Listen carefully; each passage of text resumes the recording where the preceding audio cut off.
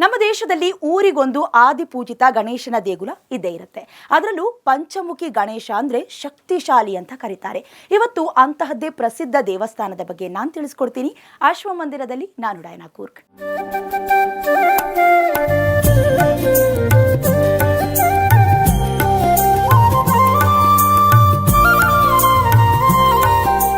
ಬೆಂಗಳೂರಿನ ಪುರಾತನ ದೇಗುಲಗಳಲ್ಲಿ ಕೆಂಗೇರಿ ಬಳಿಯ ಈ ಪಂಚಮುಖಿ ದೇವಸ್ಥಾನವು ಕೂಡ ಒಂದು. ಚಲ್ಲಘಟ್ಟ ಮೆಟ್ರೋ ನಿಲ್ದಾಣದಿಂದ ಅನತಿ ದೂರದಲ್ಲಿರುವ ಈ ದೇಗುಲ ಹೆದ್ದಾರಿಯ ಮೇಲೆ ಸಾಗುವವರ ಕಣ್ಣು ಕುಕ್ಕತ್ತೆ. ಸುಮಾರು 30 ಅಡಿ ಎತ್ತರದ 5 ಮುಖವುಳ್ಳ ಗಣೇಶನ ಮೂರ್ತಿಯೇ ದೇಗುಲದ ಗೋಪುರವಾಗಿದ್ದು, ಸುವರ್ಣ ಬಣ್ಣ ಲೇಪಿತ ಈ ಮೂರ್ತಿ ಪಳಪಳನೆ ಒಳಿಯುತ್ತಾ ಎಲ್ಲರ ಮನಸ್ಸನ್ನ ಸೆಳೆಯುತ್ತೆ. ಪಂಚಮುಖಿ ಗಣೇಶ ಅಂದ್ರೆ 5 ಮುಖದ ಗಣೇಶ ಅಂತ ಅರ್ಥ.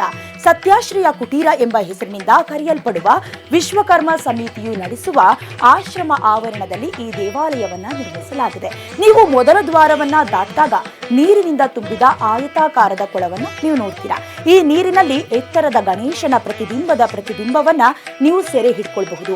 ಇನ್ನು ದೇವಾಲಯದ ಮುಖ್ಯ ಗೋಪುರವಾದ ಗೋಪುರವು 4 ದಿಕ್ಕುಗಳಿಗೆ ಎದುರಾಗಿ ಕುಳಿತಿರುವ ಗಣೇಶನ 4 ಸಂಪೂರ್ಣ ಪ್ರತಿಮೆಗಳನ್ನ ಹೊಂದಿದೆ ಮತ್ತು ಈ 4 ಗಣೇಶ ಪ್ರತಿಮೆಗಳ ಮೇಲೆ ಪೂರ್ವಕ್ಕೆ ಎದುರಾಗಿರುವ 5ನೇ ಗಣೇಶನ ತಲೆಯನ್ನ ಇರಿಸಲಾಗಿದೆ.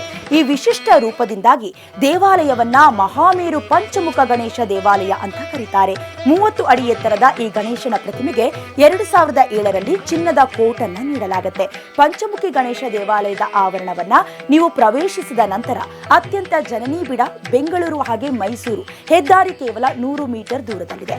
ದೇವಾಲಯದ ಒಳಗೆ ಹೆಜ್ಜೆ ಹಾಕುವಾಗ ಪೀಠದ ಮೇಲೆ ಇರಿಸಲಾದ ಕಪ್ಪು ಕಲ್ಲಿನಿಂದ ಮಾಡಿದ 6 ಅಡಿ ಎತ್ತರದ ಪಂಚಮುಖಿ ಗಣೇಶನ ವಿಗ್ರಹವನ್ನ ನೀವು ಕಾಣಬಹುದು.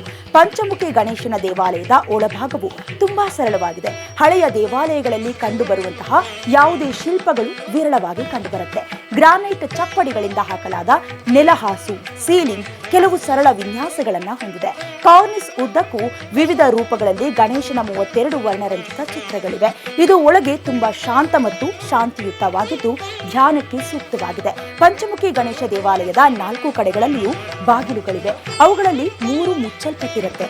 ಒಂದು ಮಾತ್ರ ಅಂದ್ರೆ ಪೂರ್ವಕ್ಕೆ ಎದುರಾಗಿರುವ ಒಂದು ಬಾಗಿಲು ಮಾತ್ರ ಪ್ರತಿದಿನ ತೆರೆದಿರುತ್ತೆ. ಆದ್ರೆ ವಿಶೇಷ ಸಂದರ್ಭಗಳಲ್ಲಿ ಮತ್ತು ಹಬ್ಬಗಳಲ್ಲಂದು ಈ ಎಲ್ಲಾ 4 ಬಾಗಿಲುಗಳು ಸಾರ್ವಜನಿಕರಿಗೆ ತೆರೆದಿರುತ್ತೆ. ದೇವಾಲಯದ ಗೋಪುರದ ಮೇಲೆ ಕುಳಿತಿರುವ ಗಣೇಶನ ಪ್ರತಿಮೆಗಳ ಎಲ್ಲಾ 4 ಪ್ರತಿಮೆಗಳು ಕಣ್ಮನ ಸೆಳೆಯುತ್ತೆ.